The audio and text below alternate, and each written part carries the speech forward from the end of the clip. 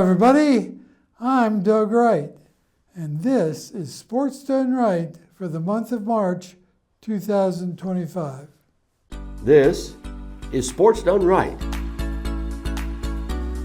SCTV sports anchor Doug Wright brings you expanded coverage of Sun City athletic action and introduces us to some of our Sun City neighbors who share their sports stories.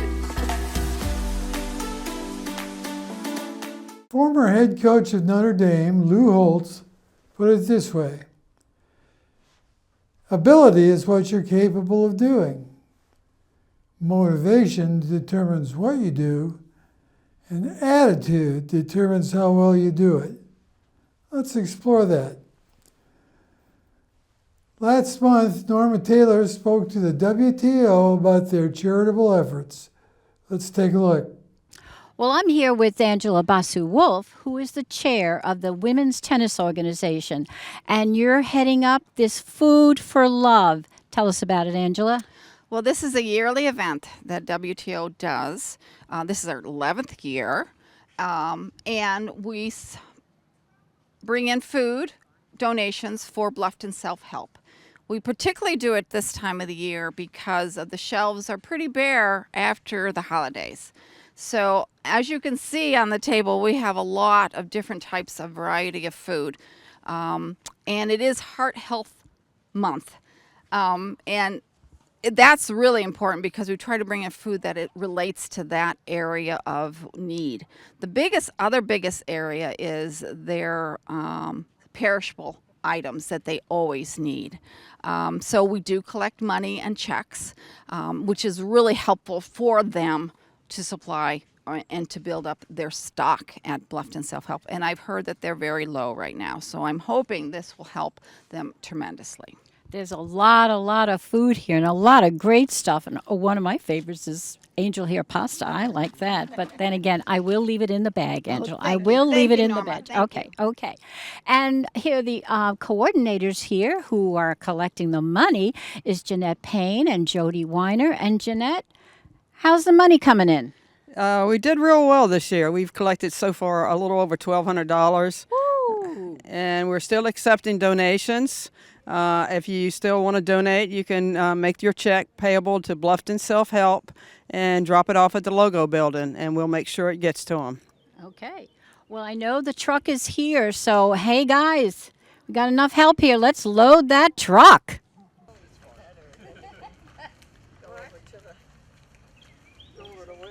You gotta go north side, right? Oh, that's right.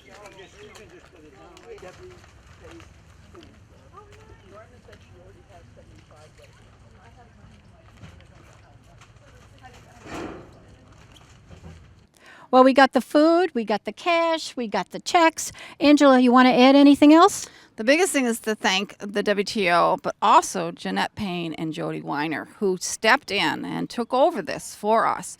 They did a marvelous job. The publicity, this organization of getting the food every day really is helpful.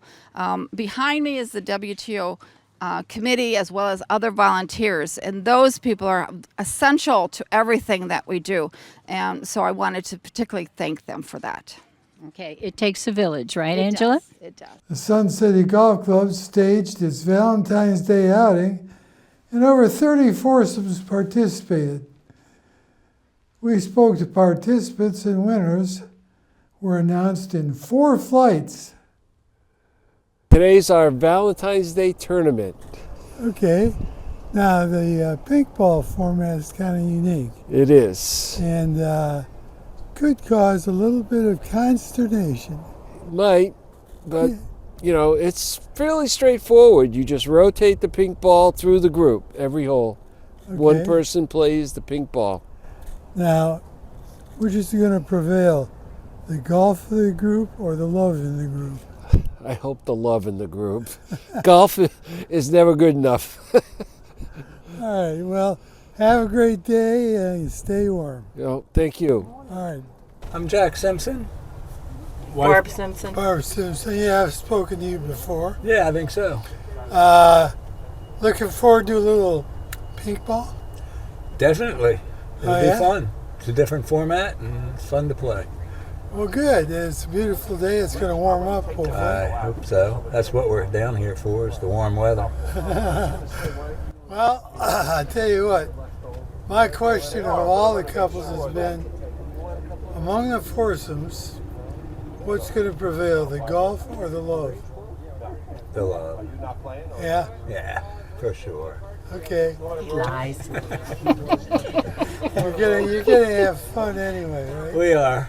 We always do. We play a lot of golf together. Well, it's almost time to tee off, so thanks for your time. Sure thing.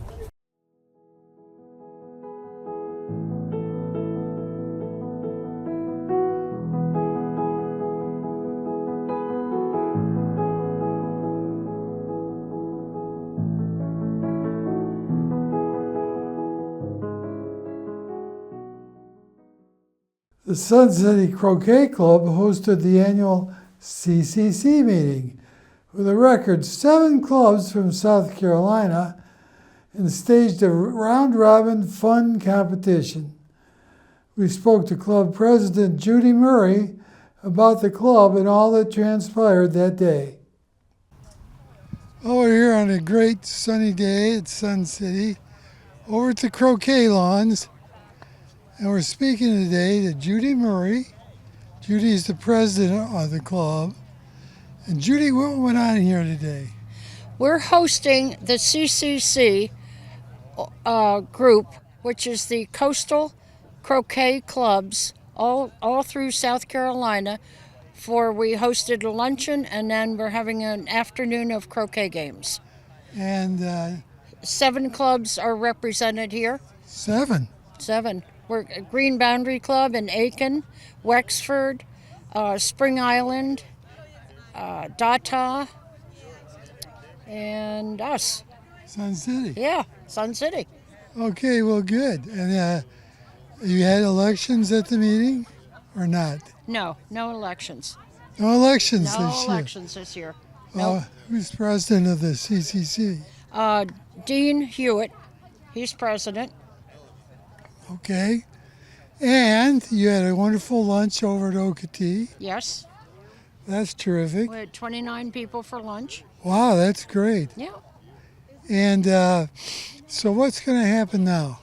This is just a very social game of croquet. And there are members of Belfair that are just learning how to play.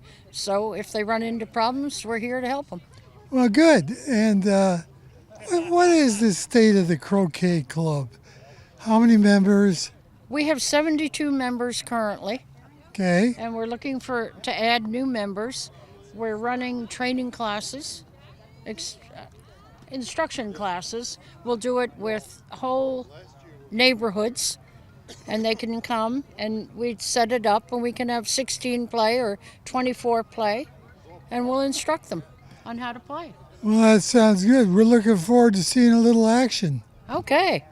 All right. Enjoy the day. Thank you. Thanks, Judy. The Sun City Softball Club had its opening day, and we caught the action and spoke to President Holly Meckley about the state of the club.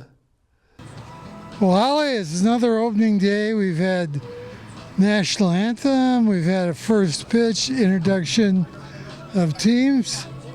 Tell me about the state of the league. How many teams we got? Well, we're excited this year to have 7 weekend league teams and 5 ladies teams playing now. So we have 12 teams playing on Saturday, which is exciting. And we're going to do hot dogs every Saturday now. So hopefully we'll get a good fan base and be able to enjoy the games every Saturday now. Okay, and got any special plans for 2025? Well, we're hoping to add a batting cage this year. We're going to get shade over the picnic area so our fans can be cooled when they're having their hot dog. And other than that, we're just looking forward to having a good season. Well, it sounds like you're going to have a good season. I'll let you get back to your duties, but I want to thank you for your time, and Great. we'll look forward to a great year. All right. Thank you, Doug. I'm with Joe Bullock, the Vice President of Softball. Joe, can you tell me a little bit about the state of the softball organization here? Sure. We're growing quite a bit, especially in the last couple of years with all the new homes and all the great people moving to our fine community. So we're having a little bit of growing pains, but we're enjoying the new members. I understand that there's some talk about another field. Is there any ground has been designated for it yet, or are you still looking? We're into beginning stages. We actually met with our board, and we're going to hope to push forward and see what we can do about getting a new field. Okay. And that would be great for our club and great for the community. Okay. Well, Joe, I'm sure that this is an exciting day for you as it is for everybody. So have a good day today. All right. Thanks enjoy. a lot. Okay. Thank you. I'm here with Lynn and Gail, two players in the. Are you both in the women's league? Yes, we're we are. both on the women's league as well as the travel team. We're Okay. on the hot tamales. You're on the hot tamales, and Yes. you're both on the hot tamales. 60 plus. Okay, so opening day is a great day. It's like Absolutely. everything starts. You're 0-0. It's the beginning of summer, or the beginning of spring, and you're ready to go. So, what do you think your team's going to do this year? Well, I'll tell you. We have in the women's league and also on our travel team, it's all about camaraderie, getting along with each other, helping each other improve, have fun, support each other, and get to know people. And hopefully, the gravy is that you win. Okay. And how many home runs you can hit this year? I'm hoping for at least one. It took me until I was 66 to get my first home run. Oh, okay. And I might not get one. She's an amazing pitcher. okay, She's well, a pitcher. we're going to get a no-hitter this year then. Yeah, there Right. you go. There you go. Well, it's great talking to you, Thank ladies. you so and, much, and, as I said, you'll be on SCTV. Wonderful. All right. Let's go. We're looking for. Thank you.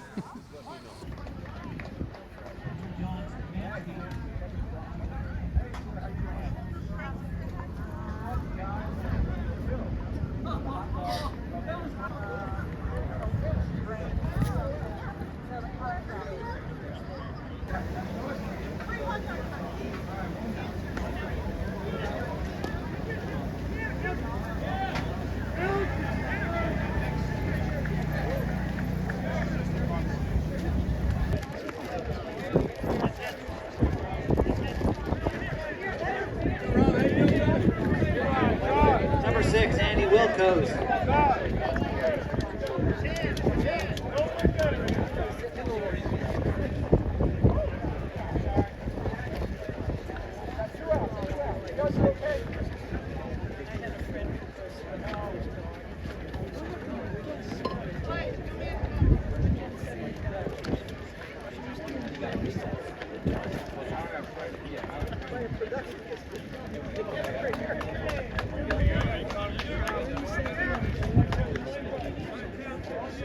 Kevin McGuire.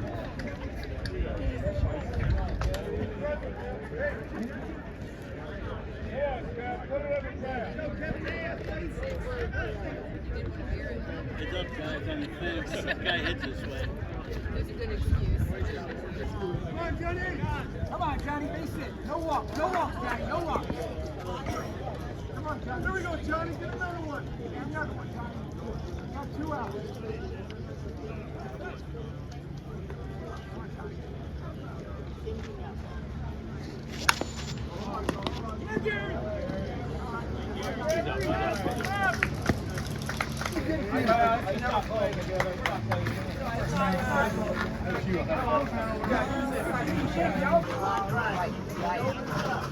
Hey, your outfield's solid.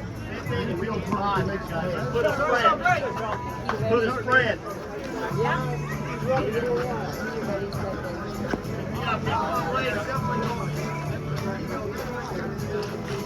No pressure, guys. No pressure. Pick one out you can handle. Don't help him.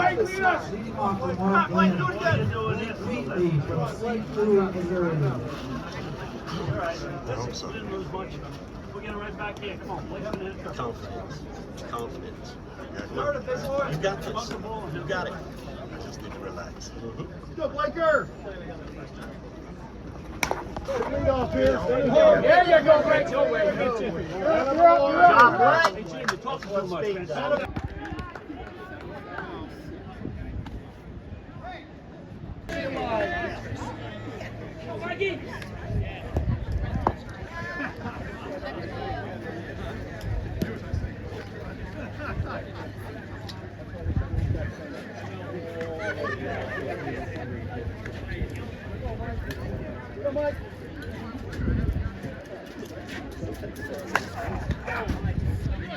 Get back.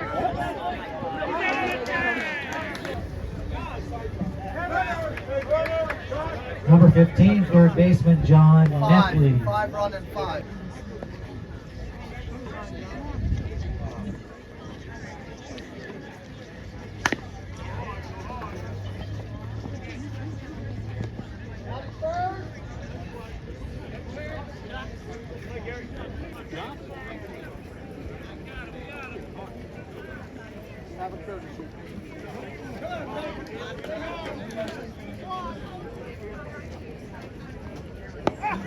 Hey, good pitch. Good spot. Good pitch.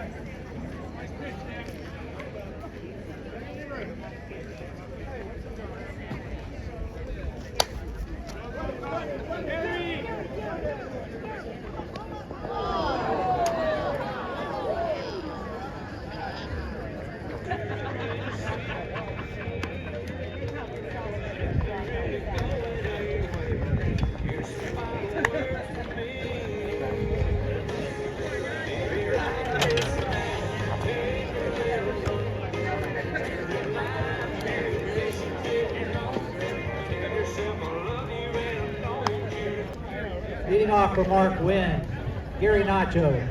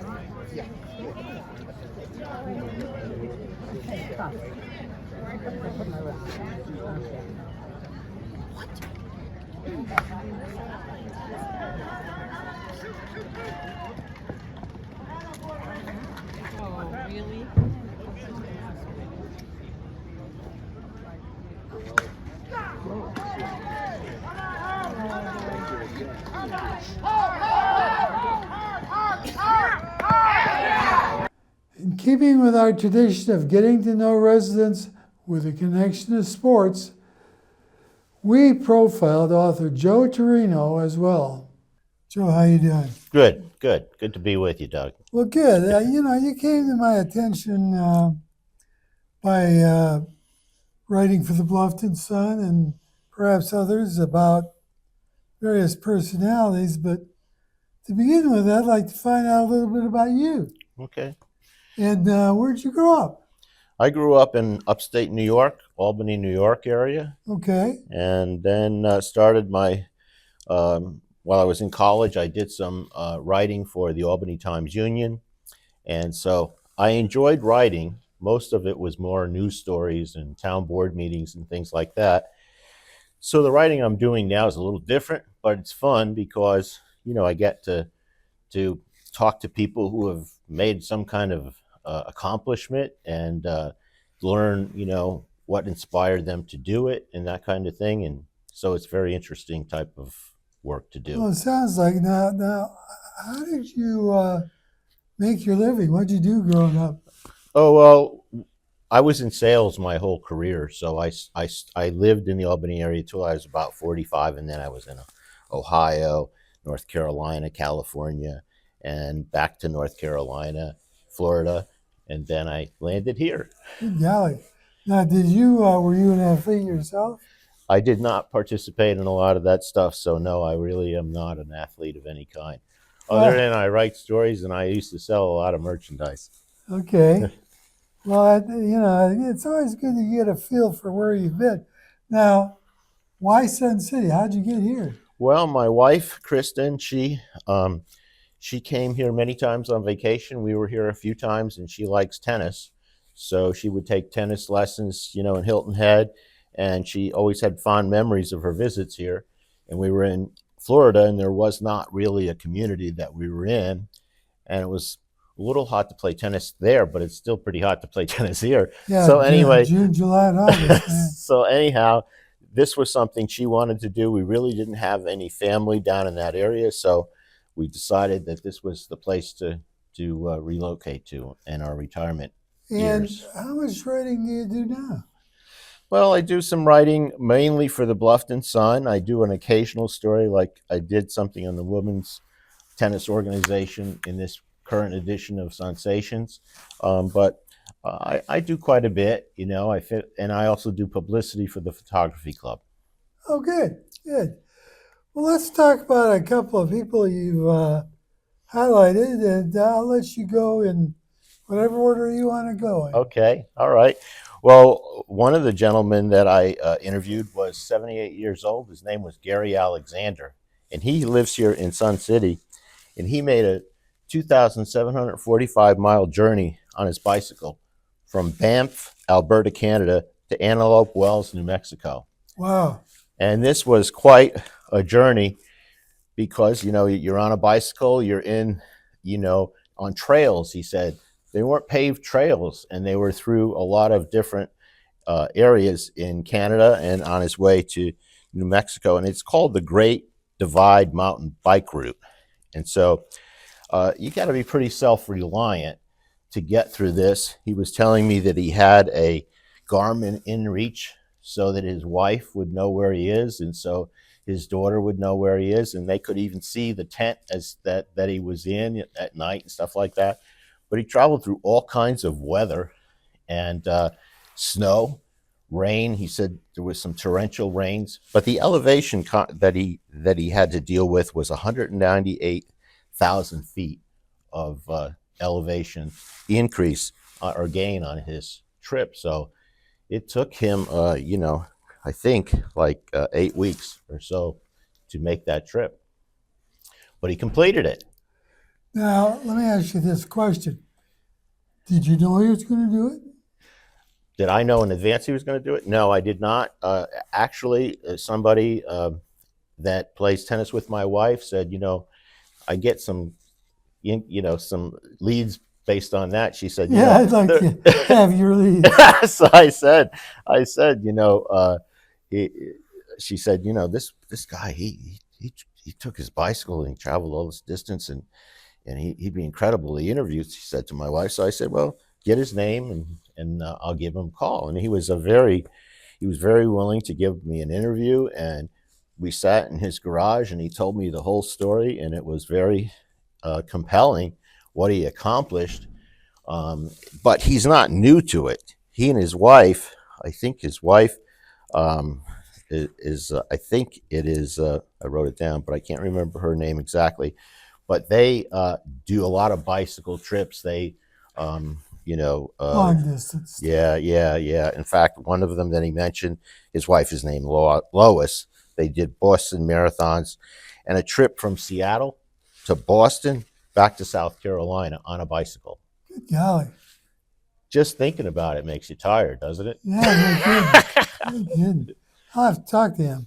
Now, you had a couple others there.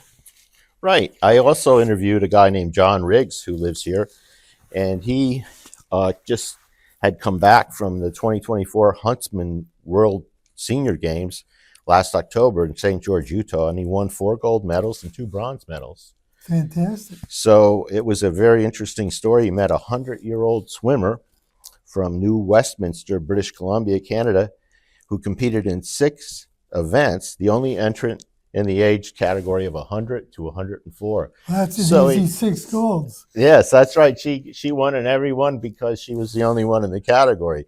But he got to meet her. He got some pictures with her, and it was that was an added bonus to talk to him about that trip. But when I talked to him about, he's also involved with the U.S. Masters Swimming Senior Games. He's done some competition with the YMCA, and he really enjoys doing this. And he does a lot of practicing or training at Sun City's Hilton Head Cypress Pool, and he also the Hilton Head Recreation Center pool with the Hilton Head Masters Group. But he represents Sun City at all the U.S. Masters Swimming Senior Games. Sounds like an interesting fellow also. Yeah, yeah. So he's this July he plans to participate in the USMS Senior Games again, and this year it's going to be in Des Moines, Iowa. Okay. Okay, gets to see. That gave you a trip to. You might be able to get a trip to Des Moines, and you could cover it, like that. Do I want one? No, I do. Hey, and you got a third one now. Right. This gentleman is John Watkins, and his involved athleticism to a degree because he got on his motorcycle from his home in Sun City and made a trip to Alaska. And that trip was, 5 weeks. He clocked quite a number of miles and traveling North America, including Dalton and Dempster highways. But he planned this a year in advance so that he really had the whole thing completely planned. And he even went on Facebook because his wife didn't want him to go on this trip alone. He also had a Garmin, a device so she could keep track of him. But he found a gentleman after interviewing a few people. He found a gentleman up in Virginia who, he kind of made the trip with, Right. But the big thing was he got a flat on his motorcycle in the middle of nowhere. So this was one of the great challenges that he had in it. In addition to the, apparently the highways are very challenging, when you get to go into Alaska. I guess there's one road in or one road out or something. One road in, one road out. But anyway, he got that flat tire, and he had to wait 3 days to get the tire, and he left his motorcycle on the side of the road. And I spent an hour speaking with him, and he told me the entire story and how he, planned this whole trip. He knew where he was going to stop and all this stuff, but there were many challenges along the way. And, these are people that continue to strive to do something that I know I wouldn't be signed up for, but in any event, they're inspiring. And I think that a lot of people in sports really, we enjoy watching them. We enjoy seeing them perform because they inspire us. And it's not only for, sports events, it inspires us, to in life, to move forward and to have that winning type of attitude. So I really enjoy hearing their stories, and I can't put everything in the story, but they're very interesting stories. Do you think you'll have a more steady pipeline, or do you think that it's just happenstance? You hear about these folks and you take advantage? Well, John Watkins, that particular one, he wrote into the Bluffton Sun and told of he had been reading some of the stories, and so he told him about it. And of course, the paper contacted me and said, I want you to write a story about this gentleman. So that's how I got that lead. And then there was a gentleman in the photography club who knew John Riggs, and he said, this guy has got all kinds of medals. You really need to interview him. He's a swimmer and he's a great guy. So that was another one that was set up by word of mouth. Well, you do a great job, and certainly the article on Riggs in the Bluffton Sun caught my attention, and really glad I had a chance to catch up with you.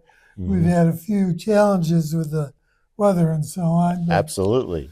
Anyway, thanks for your time today. Thank you so much for having me. I hope I see you around campus. Give me some leads. Okay, will do. Thanks a lot. And now, one last word. How's your attitude? All of us have some ability, but are you making the most of it? Think about that this coming month. That's our show for this month. I'm Doug Wright, and we'll see you all next month on Sports Done Right.